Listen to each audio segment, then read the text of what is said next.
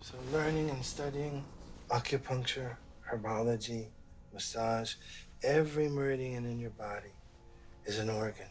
Everything is corrected. Everything is connected to your nervous system. Everything is connected to your brain, all of your vital organs. Spine has all of the nerves coming into all of the organs. So we massage kidney, liver, heart, spleen, everything. This is what I need to teach you so that you can do the same to me. You understand? The best worst movie by Steven Seagal is The Perfect Weapon. Yeah. Directed by Titus Parr, Yeah. a fellow Swede. And so what did you like about The Perfect Weapon? I really didn't like anything with it. Now it's but I could go first by saying that I thought it was pretty interesting to see a dystopian film. If Steven Seagal movies weren't dystopian enough, just as they are, it was pretty fun to see like a mix between 1984 and Steven Seagal. yeah. And although the film isn't very good, I thought it was kind of interesting that they actually focus on some sort of world building in this setting. And also, again, like with Machete, I thought it was pretty interesting to see Steven Seagal as an antagonist again. And I think it kind of fits that role as well, especially in his older years. Yeah. I think he should do more antagonist parts. Yeah. Because I think, he does them fairly well, I would say. Yeah, I think so too. But again, he doesn't really die in this movie. No. It's the same thing here, that he can't be killed by someone else. You had my word. Avenge me, brother. Yeah, he's in the end you think he has died, Yeah. but then it turns out it was actually a carbon copy Yeah. of him, and then he kind of promises to exact revenge, and then cut to black end credits. Which also feels really contrived. Like they didn't need to have that, No. and it wasn't established at all throughout the film that he was like investing into cloning endeavors or whatever. But yeah, pretty bad. What more? They kept playing the same song over and over every time they were like the main character and the love interest started making out or something like that. It was like the theme of the film. Yeah. What more can you say about it? There's one guy in that movie, and he's also just been in like bad action movies. The guy who says like, "Yes, sir." Yeah, that guy was in Kindergarten Cop with Arnold Schwarzenegger. Oh yeah. And a couple of other movies in a similar vein. Yeah. But yeah, did you think anything special of him? I think it's just interesting because it seems like, some actors have really capitalized on this B-movie industry. Direct to DVD or direct to streaming industry. Yeah, and it's pretty interesting, I think. It might be like a, modern time grindhouse in a way. film industry, I guess. So it's always fun to see, that guy was in that movie, blah, blah, blah. But all right, maybe let's go over to Attack Force or the China Salesman. Yeah, I can just say one quick thing also about like the lead actor. Yeah. Like when we watched Anaconda 2, like that wasn't a great film, but I think Johnny Messner did an okay job in that film. But I think in this job, he basically had one expression the entire film. Yeah. And I assume he did that because he was supposed to be this hitman. Yeah, exactly. Like this almost robotic hitman or apathetic hitman. Hmm. But then there was like this scene where he was supposed to cry and stuff.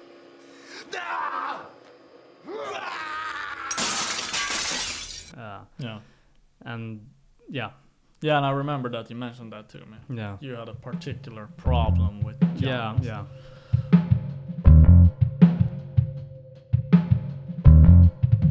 Okay, so the next one is China Salesman from 2017, I believe. directed by Tan Bing, and it's a Chinese film. Basically, this film is different in the respect that it's a Steven Seagal film. It's different in that it's also with Mike Tyson in one of the other roles. Oh. And what are your thoughts about China Salesman? The most important criticism I have is the English. Yanjin, you have violated the laws of our country and are hereby under arrest for drinking and hiding alcohol. This is not alcohol. It's goat milk. Goat milk. Goat milk. Get him up. I was set up. Let's go. Trust me. Let's go. I said I did not put alcohol in there. I said I was set up. Trust me. What other things didn't you like about the film? Well, I mean, I think the acting is horrendous, really. From really everybody. I think no one shines through in this one. No. And that's kind of it's a shame, because most of the films we've seen, you've at least seen one actor that's like, okay, well, that actor is pretty good in this film. Mm-hmm.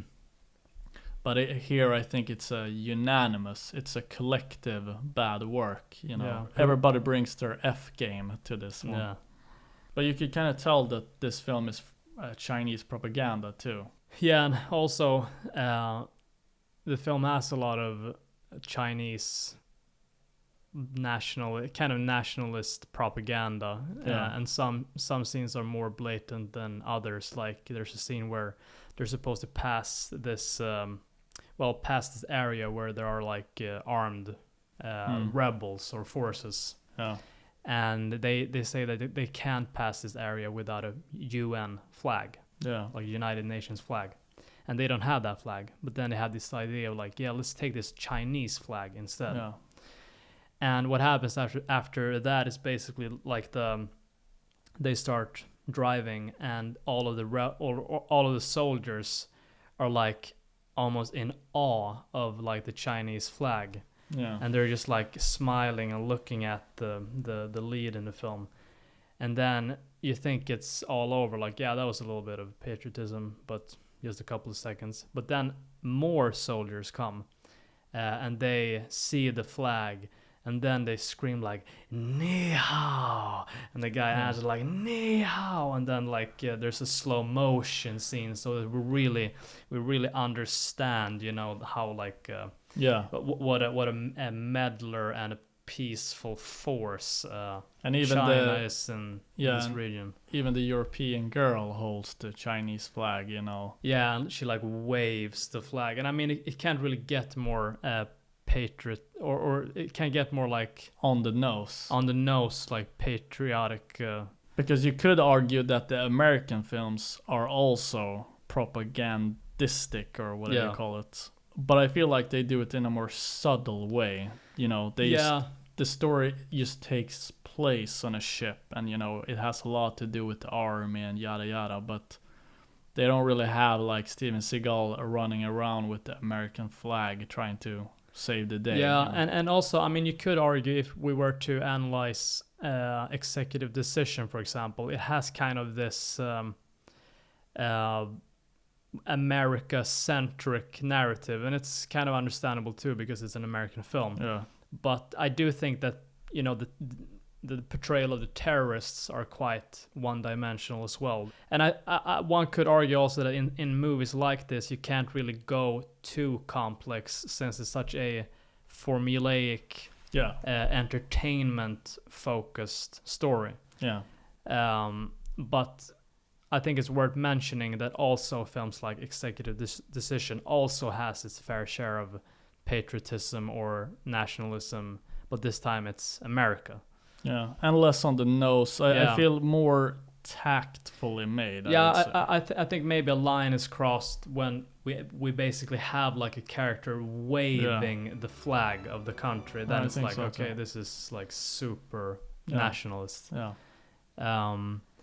But then also like the film ends with this like message about like telecom, and I believe China is doing some business or doing a lot of business in Africa and expanding, and so it's perhaps because of that. But then also, were there things that you liked about Chinese Salesman? Not really. I think the cinematography was pretty good. Oh. It was very studio-like TV movie, like even lighting everywhere. It looked like a commercial, but it was well shot. It wasn't a poorly shot film. And I also think like it's more entertaining to see a film like China Salesman than Executive Decision and Under Siege, because when you watch these movies that take themselves very seriously, you have to kind of really follow the plot. But like China Salesman, it's more like it's been so panned of a movie, so it doesn't really matter if you get all of the details. No, right. But these films that aren't like, they haven't, I mean, neither Under Siege or Executive Decision have received like rave reviews. No. But they have received well enough reviews that you have to take them somewhat seriously. Yeah, because all of these films, none of them reach 7 stars out of 10. Yeah. It's always like 6 point something. Yeah, exactly. At the very best level. I would say that I actually enjoyed Executive Decision more than Chinese Salesman. Okay. But then again, I kind of enjoyed all of them for different reasons. Yeah. But also is it called Chinese Salesman and not the China Salesman? China Salesman or Chinese Salesman. Yeah, but it also has another title, I think, in English. Deadly Contract or Tribal something. Well, what's up with all the titles? Like, I don't know. Could be like different from country to country, maybe. Yeah. But yeah, I think that's enough for that film. I know it was also shot in Australia, and they casted a lot of immigrants or refugees from South Sudan. Oh, really? Yeah, so that's just some trivia right there. So, and one could also mention, like, I think someone is trolling on the like IMDb trivia page because they wrote something like, Mike Tyson lost 25 pounds for this role while Steven Seagal gained 25, and I can't believe that Steven Seagal like decided on gaining 25 pounds for this role. And it also said some trivia like his contract says a lot of money for the budget went to Steven Seagal's expensive taste in food and women. I can't believe that's like official trivia for this film.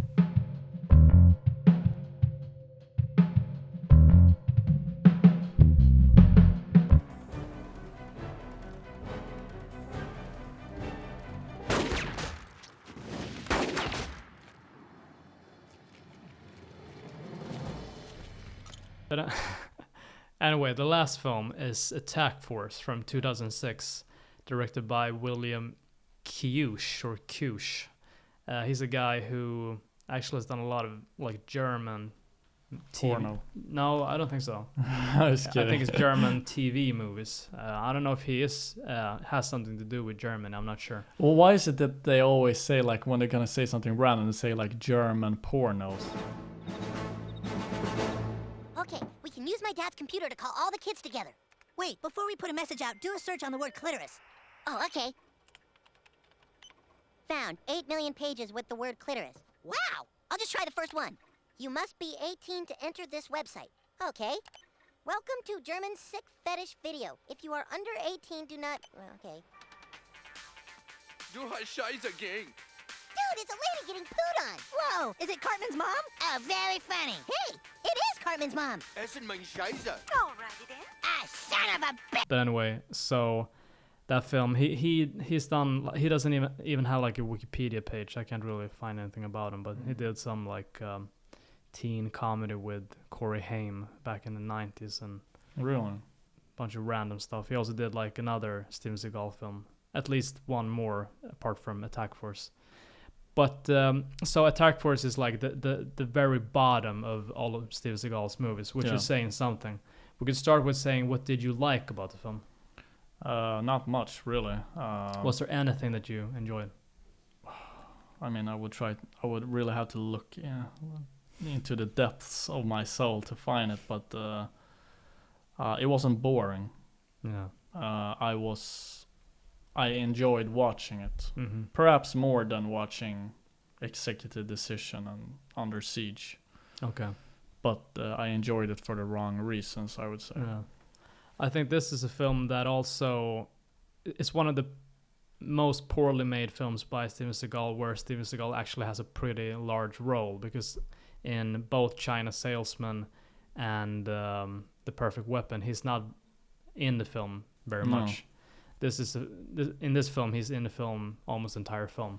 Yeah. There's a lot of B effects, and also they have a lot of dubbing, and some of the actors are making their own dubbing. Steven Seagal has some other person doing the dubbing for him, which is quite noticeable, since Steven Seagal has a pretty noticeable voice, I would argue. And then also other things that I didn't like about the film. I think the dubbing was the thing that stood out to me the most. Like, it begins with his voice being completely different. Well, anyway, I mean, they come from a really good SF team, and Morgan recommended them as replacements. We have 2 days field training before our next assignment. They'll be all right. Okay, children, let's go. And I was like, oh shit, it's gonna be like this the entire movie. Yeah. It's gonna be like a spaghetti western, right. But I think Clint... What are you doing? Yeah, exactly. Slapping on this. But Clint Eastwood, he dubbed his roles in the spaghetti western movies, right? Or no, I think it was mainly the I guess the characters that were supposed to be like Mexican, but were probably mostly played by like Italian. Oh, okay, so they didn't record the movies without sound. Actually, I'm not sure. Because I know in Hong Kong, when they made movies like back in I think it was like the 80s or something, or 70s, they never recorded sound. They dubbed everything. Yeah. So I thought maybe it was something similar with the spaghetti western. I think the dubbing in Attack Force was because they were shooting this film with 2 different stories or plots.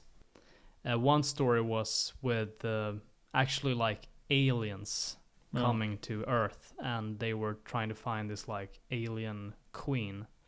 And then they had this other storyline where it was just like normal gangsters, and they were it was about this drug where people became like almost like creatures when they took that drug.